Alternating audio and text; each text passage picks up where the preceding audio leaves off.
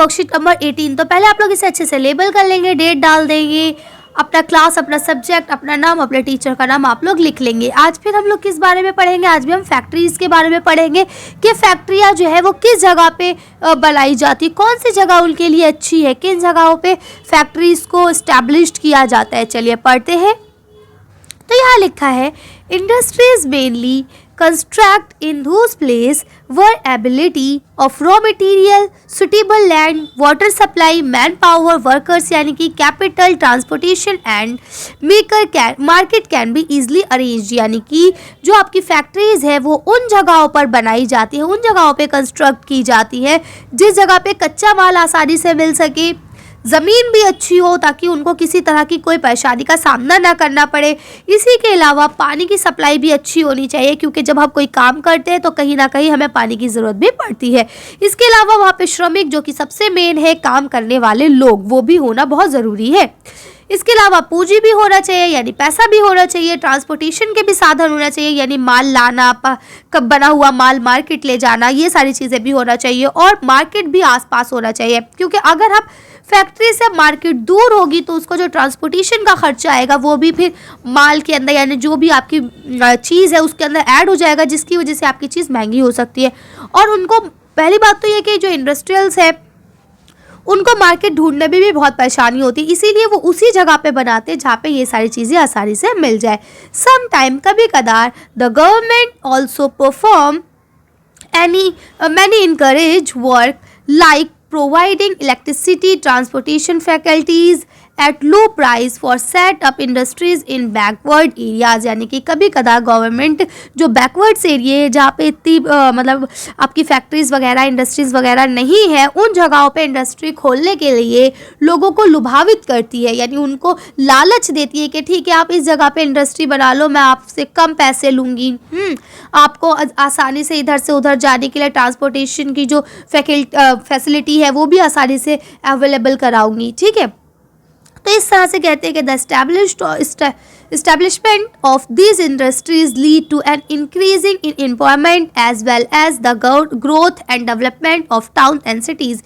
यानी कि जहाँ पे आपकी इंडस्ट्रीज इस्टेब्लिश हो जाती है, जिस जगह पे इंडस्ट्री को बना दिया जाता है, उससे फ़ायदा ये भी होता है कि उस जगह पे लोगों को मतलब रोज़गार मिल जाता है ना, एम्प्लॉयमेंट मिल जाता है, और इसी के साथ साथ उस जगह की तरक्की और विकास भी होने लगता है, चाहे वो शहर हो या फिर गाँव हो। ठीक है, या छोटा मोटा कस्बा हो।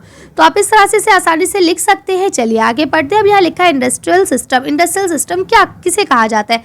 Industrial system is mainly process of investment, process and output. यानी कि अब आपका इंडस्ट्रियल सिस्टम जो है उसका क्या मतलब है कि इन्वेस्टमेंट सबसे पहले आपको उसमें लगाना पड़ता है, उसके बाद उसमें प्रोसेस होता है, यानी कि माल, कच्चा माल जो है वो बहुमूल्य वस्तु में बदलता है, और उसके बाद फिर वो आउटपुट यानी बिकने जाता है, जिसके बाद आपको उसके बदले के पैसे मिलते हैं, यहाँ आपको प्रॉफिट होता है ना। उसके बाद यहाँ देखिए, पहले आपको बता दिया गया कि इन्वेस्टमेंट क्या है। Investment including the cost of raw material. Investment के अंदर ये चीज़ें आती है आपका, जैसे कच्चे माल को खरीदने का पैसा, लेबर यानी कि जो वर्कर्स लगेंगे, श्रमिक लगेंगे, उनकी सैलरी, ज़मीन ये खरीदी जाएगी, है ना। पानी को उपलब्ध करवाना या इधर से उधर ट्रांसपोर्ट का जो साधन है, गाड़ी, ट्रक, मालगाड़ी जो भी है, उसके आपको किराया देना पड़ेगा, बिजली का किराया देना पड़ेगा, और इसी तरह से और बहुत सारी ज़रूरतें हैं जिनके आपको पैसे पहले चुकाने पड़ेंगे। जब आप उन पैसों को चुकाएंगे फिर आपका माल जो कच्चा माल है वो आपका पक्के माल के रूप में तैयार होगा। ठीक है, और जो ये कच्चा माल पक्के माल के रूप में तैयार होगा, इसके ये जो बीच का हिस्सा है इसको हम प्रोसेस कहते हैं। देखिए यहाँ लिखा है, the process involve a variety of activities that transform raw material into refined materials. यानी कि अब ये जो आपका है इस जगह से यानी कच्चे माल से बेचने तक के बीच की जो रास्ता है इसको प्रोसेस कहते हैं। इसमें जो कच्चा माल है वो आपके पक्के माल के रूप में तैयार होता है। ठीक है, अब आउटपुट क्या होता है कि ये प्रोडक्शन, आपका जो भी प्रोडक्ट है वो अच्छे से बिल्कुल रेडी हो चुका है, अब उसे आप बेचते हैं और उससे आप इनकम अर्न करते हैं, यानी कि उससे आप पैसा कमाते हैं। तो इस तरह से आप इन तीनों चीज़ों को पढ़ चुके, अच्छे से समझ में भी आ गया है। अब हम आगे चलते हैं। तो अब यहाँ आपको एक एग्जाम्पल दिया गया है कि किस तरह से अगर आप मान लीजिए एक कॉटन की इंडस्ट्री खोलना चाहते चाहते हैं, टेक्सटाइल खोलना चाहते हैं कॉटन का, तो उसके लिए सबसे पहले आपको कच्चा कॉटन चाहिए, फिर आपको आदमी चाहिए जो काम करेंगे, फिर फैक्ट्री भी चाहिए, फिर आपको ट्रांसपोर्टेशन का काम भी चाहिए, मतलब सामान चाहिए। ये सारी चीज़ें, इनके लिए आपको पैसे खर्च करना पड़ेंगे। और उसके बाद फिर क्या होगा कि वो जो आपका सिंपल कॉटन है वो कटेगा, छपेगा, इस तरह से हो हुआ कि वो पूरा एक आपका कपड़े का रूप ले लेगा। देन जब वो आपका कपड़े का रूप ले लेता है तो क्या होता है, आप कोई लोग उससे कमीज़ भी बना सकते हैं, कोई उससे कुर्ता भी बना सकते हैं, कोई उससे पैंट भी बना सकते हैं, अलग अलग चीज़ें बनती हैं। और फिर जब वो बिकता है फाइनली तो वहाँ से आपको पैसे मिलते हैं। तो इस तरह से आप इसको भी कर सकते हैं आसानी से। अब आपका यहाँ लिखा है इंडस्ट्रियल टेरिटरीज़। तो इंडस्ट्रियल रीजन क्या होता है ये आपको यहाँ बताया गया, या इंडस्ट्रियल सेक्टर क्या होता है। तो वो बता रहे हैं कि ऐसी जगह जहाँ पे अलग अलग तरह की बहुत सारी इंडस्ट्रीज़ हो एक ही जगह पे, उसको आप इंडस्ट्रियल टेरिटरीज या इंडस्ट्रियल एरिया या इंडस्ट्रियल सेक्टर कहते हैं। आपने अक्सर सुना होगा कि ये जो है ये पूरा इंडस्ट्रियल एरिया है, यहाँ पे कोई भी घर नहीं है, सुना है आपने ऐसा, है ना। तो क्या है, वहाँ पे सारी तरह तरह की अलग अलग फैक्ट्रीज होती है, जिसकी वजह से वो आपस में एक साथ होती है, तो काफ़ी चीज़ें एक दूसरे से एक्सचेंज करती है, जिसकी वजह से वो लोग जो है काफ़ी फ़ायदा भी कमाते हैं। क्यों? क्योंकि उन्हें कोई चीज़ लेने के लिए कहीं दूर नहीं जाना पड़ता, वहीं आपस में एक दूसरे से एक्सचेंज करते रहते हैं। ठीक, पैसे देते हैं वो अलग बात है, लेकिन क्या है कि ईजिली वो चीज़ें उन्हें मिल जाती है, कहीं ढूंढने के लिए उन्हें नहीं जाना पड़ेगा, फिर लाने ले जाने का ट्रांसपोर्टेशन का खर्चा भी नहीं होगा, आसानी से उन्हें मिल जाएगा। ठीक, अब जो आपका यहाँ देखिए लिखा है major industrial region of the world, यानी कि पूरी दुनिया में जहाँ सबसे ज़्यादा इंडस्ट्रीज़ है वो कौन कौन सी आपकी देखिए, नॉर्थ ईस्ट अमेरिका है, वेस्टर्न एंड सेंट्रल यूरोप है और ईस्टर्न यूरोप है, और इसी के साथ साथ आपका ईस्ट एशिया है। ये जो आपके 4-5 जगह आपको बताई गई, ये यहाँ पे सबसे ज़्यादा इंडस्ट्रीज़ बनी हुई है। ठीक है, most of the main industries are located in tropical region, यानी कि ऐसी जगहों पे होते हैं जो मतलब अच्छा एटमॉस्फेयर के, अच्छे जलवायु का एरिया होता है, जिसे आप लोग उष्णकटिबंधीय जलवायु कह सकते हैं। इसके अलावा सी यानी समंदर के किनारे होती है, या इसके अलावा आपकी ऐसी जगहों पे होती है जहाँ पे आपके माइनिंग वगैरह होती है। ठीक है, तो इस तरह से आप कर सकते हैं। अब देखिए यहाँ पे आपको एक्टिविटी दी गई है, चलिए इस एक्टिविटी को पढ़ते हैं।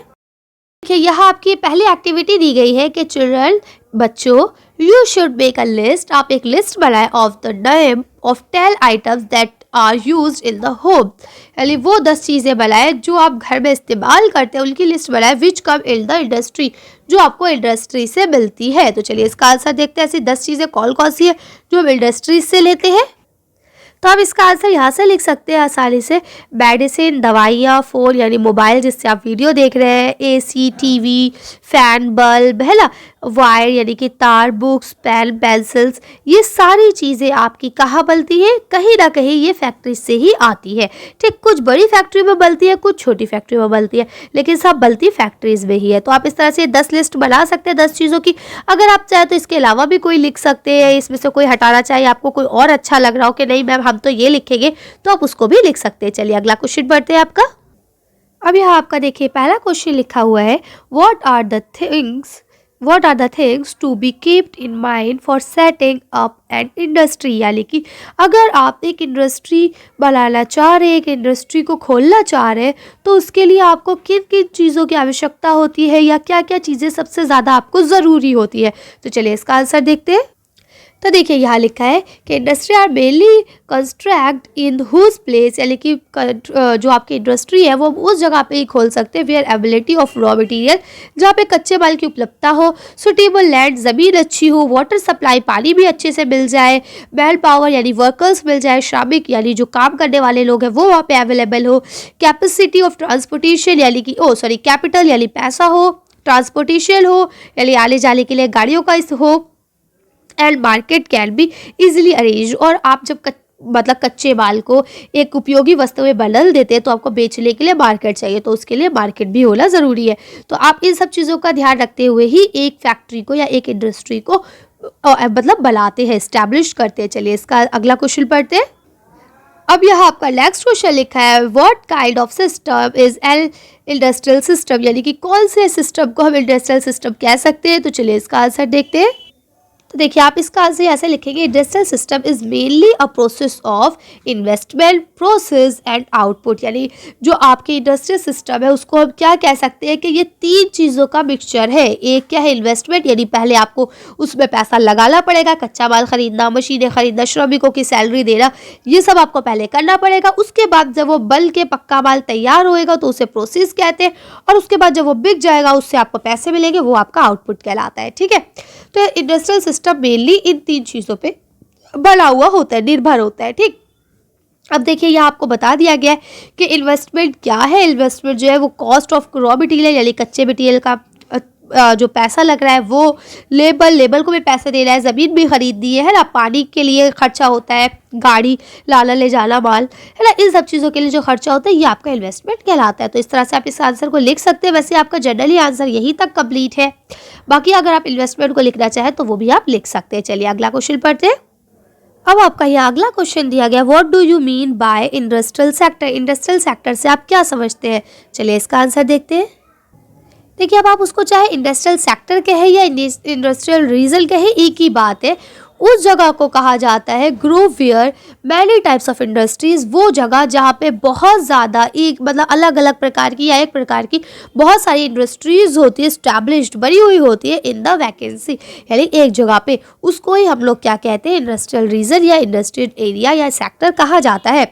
और इससे फ़ायदा क्या होता है, वैसे तो आप यहाँ तक लिखेंगे ये भी मस्ट है आपका आंसर। ठीक है, इसके आगे लिखने की जरूरत नहीं है, लेकिन अगर आप चाहें तो आप ये भी लिख सकते हैं कि ऐसा होने से, क्योंकि वो पास में होते हैं, अप्रॉक्सिमेटली होते हैं, तो इस वजह से इनको बहुत ज़्यादा प्रॉफिट भी होता है। तो ठीक है, आप इस तरह से कर सकते हैं। चलिए अगला क्वेश्चन पढ़ते हैं। अब आपका ये अगला क्वेश्चन लिखा है, what are the benefits of setting up industries. यानी इंडस्ट्रीज को सेटिंग अप करने के लिए, यानी जिस जगह पे इंडस्ट्रीज बनाई जाती है उससे फ़ायदा क्या होता है। चलिए इसका आंसर देखते हैं।